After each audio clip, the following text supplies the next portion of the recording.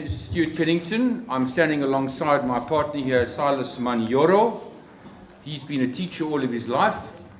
I've spent most of my life running a business called South Africa The Good News. So I spend a lot of time trying to understand this country. What we're going to talk to you about this evening is the story of restoration at Asithuthuke. But before I do that, I just think it's important to have a little bit of background on education in South Africa. So, number one, there are 30,000 schools in the country, about 7,000 secondary and about 23,000 primary. Number two, there are 10,000 NGOs out of 100,000 that are involved in education in the country. Number three, the Global Competitiveness Report, which is produced every year by the World Economic Forum, ranks 140 countries in terms of their competitiveness. We rank 60th overall, but our education system ranks 136th out of 140, and our maths and science education ranks 140th out of 140. So you can see the size of the challenge. We often say that South Africa spends more as a percentage of GDP on education than any other country in the world. That's not true. We rank 25th in that regard. About 6 years ago, my daughter graduated with a degree in business science, honours in finance. It was UCT holds their graduation in the middle of December. I was on holiday at my little place in Bushman's, and I'd completely forgotten about the graduation. And I only had baggies and t-shirts. So I phoned a friend of mine who happens to be a Korean Airways pilot, and all he could do is lend me his Korean Airways pilot's uniform. So that's how I pitched up at the UCT graduation, which was a bit tricky for my daughter. But having sat through the graduation, I thought while I was watching the graduates go up, there were 350, I would check them, whether they were male or female, and whether they were white, black, coloured or Asian. And at the end of that little exercise, 50% of the graduates who walked up to get their business science honours in finance degree were people of colour. Now, how does that happen in a country where we ranked 140th out of 140 countries in terms of maths and science? And if you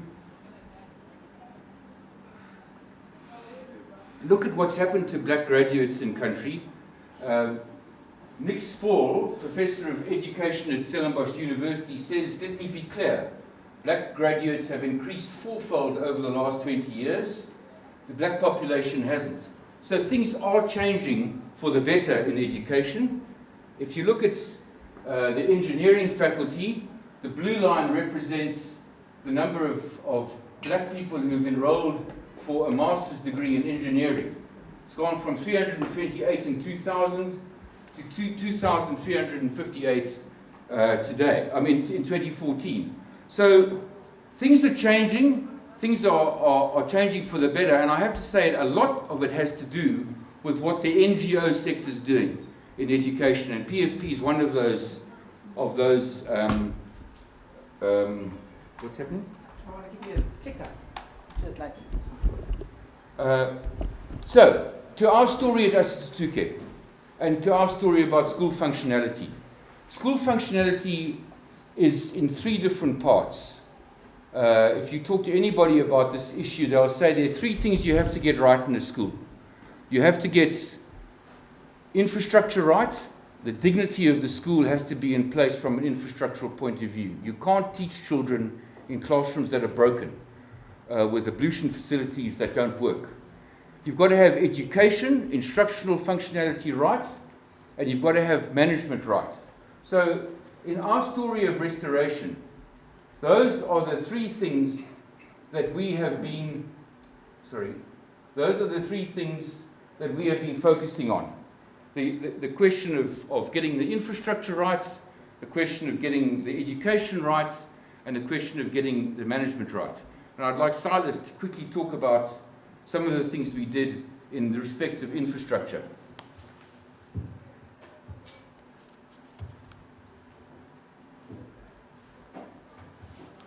Thank you, Stuart. I want to greet you, ladies and gentlemen, on this very special occasion that would want to focus on restoration of dignity.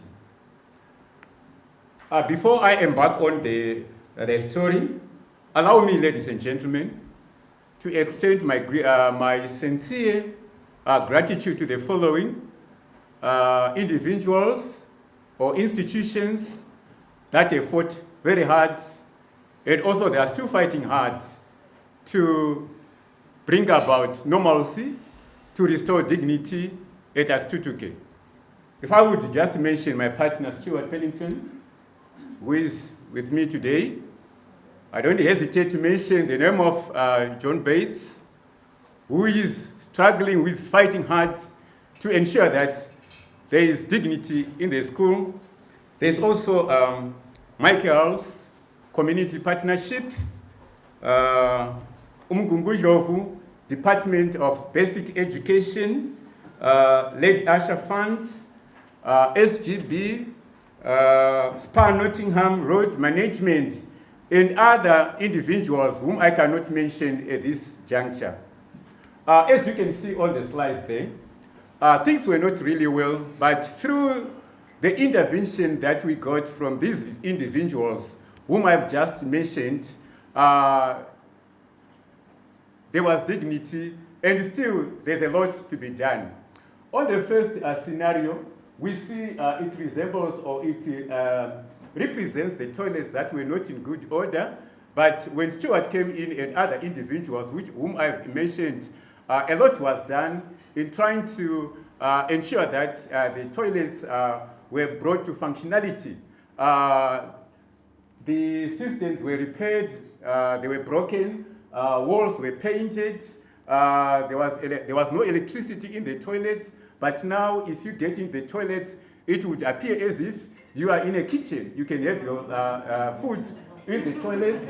On the other slide, you can see there is also broken furniture.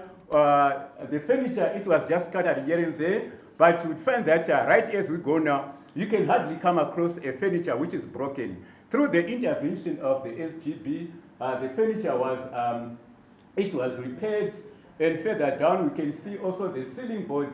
It would appear as one is entering into a cave, but now the ceiling boards were repaired, the walls were painted, and it's just phenomenal just to get into these classrooms.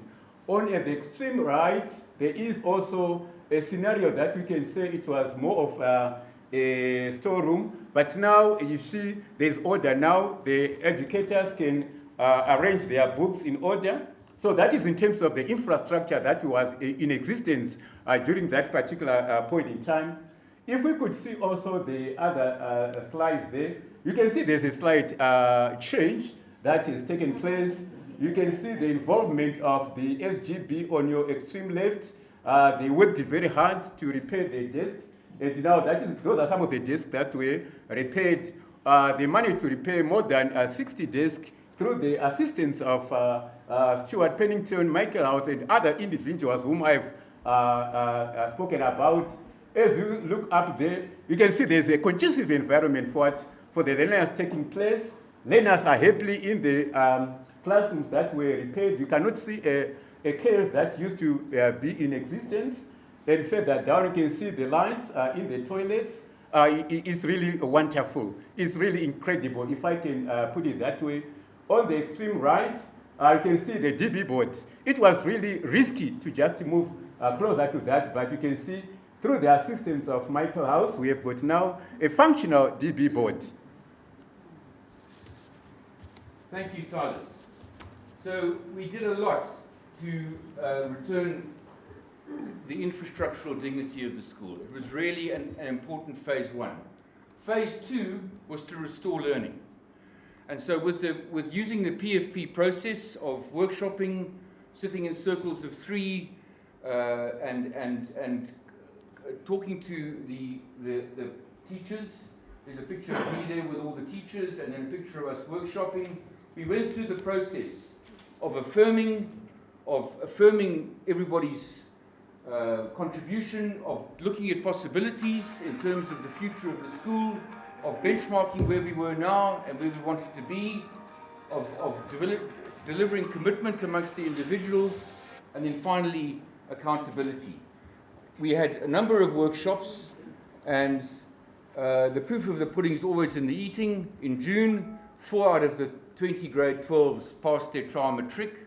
In November, we had 11 passes, and we had 6 graduate passes, which...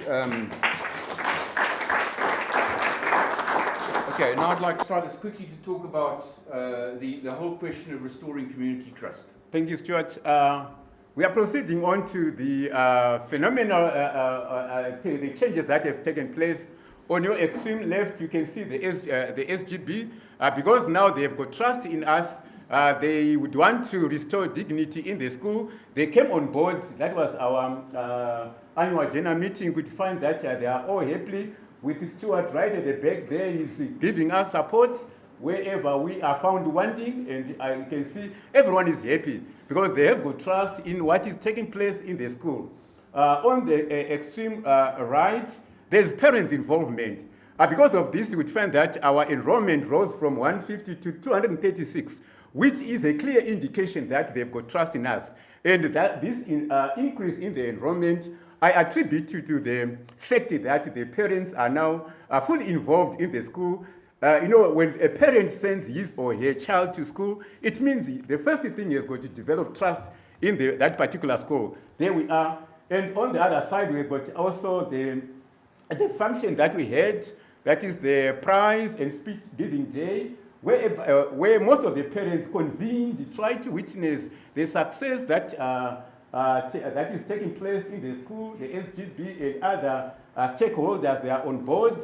Extreme right, you can see the learners are fully involved in ensuring that there is, the environment is maintained. They are trying to create a conducive environment because we introduced that is environmental education through the assistant John Bates. Okay, so the fourth phase is trying to ensure sustainability. This is really the challenge of what we're doing. We've been working hard for a year. I'm committed to another year, but the challenge really is one of sustainability. I was at a careers guidance talk recently held at the Midlands Community College, and there was a lot of talk there about the fourth industrial revolution. I have to say that I felt a bit vacant as this concept was discussed. I did a bit of research and I found out that the first industrial revolution was the invention of machinery. The second was using that machinery cleverly. The third industrial revolution was the invention of technology. And the fourth is using technology cleverly. And it reminds me of a quick story, if I can tell you, of some friends and I recently going down the Wild Coast to do some fishing. And we were like, 4x4, like a boys' only weekend.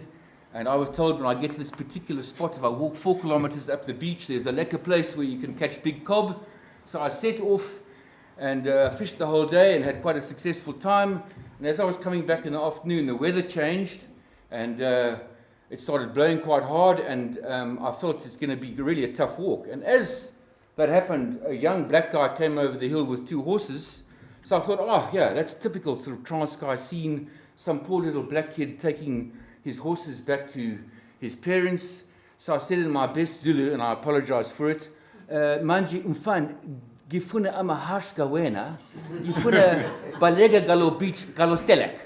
Anyway, after a bit of conversation, I was on his horse, his spare horse, and I was galloping down the beach, and I was just having the time of my life. So when I got back to the camp with my 3 mates, I thought, maybe we'd all like a horse ride tomorrow.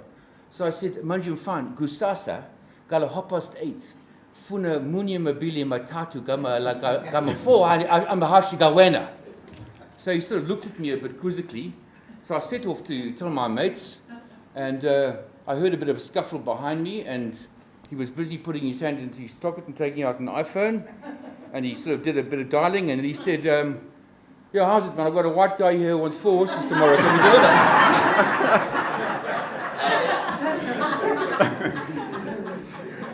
So, yeah. So that's just a story about some of the challenges we face as some of the partners. But at the end of the day, Our story about our school is, as has been said earlier, to keep the child at the center of the school, to keep the school at the center of the community, and to focus on a continuous basis on dignity, education, and leadership. I think we've achieved that to a point. We had 75 parents at our last parents' meeting. We've never had more than 30. We had got 100 extra learners, as Silas mentioned, this year compared to last year. We had a significant result in our matric results, and we've worked particularly hard at engaging with the community in all the improvements that we're doing in the school. All of them, the building projects, the reparation projects, and the repairs. And that's been extraordinarily successful. So, to end off, and thank you for your time. That scenario is not really pleasing to look at, whereby a child sits on the floor and have his food on the floor. That is a thing of the past. It's no more it's no longer happening at Asithuthuke. It's gone through the PFP support. There's a conducive environment. The teachers are eager to learn because the environment is now conducive and the learners are attentive. They're trying to really grab whatever the teacher puts across. That is what we expect. Look at the two partnership. And very close. I lean on him whenever I try to forward. I always lean on him. Don't lose that.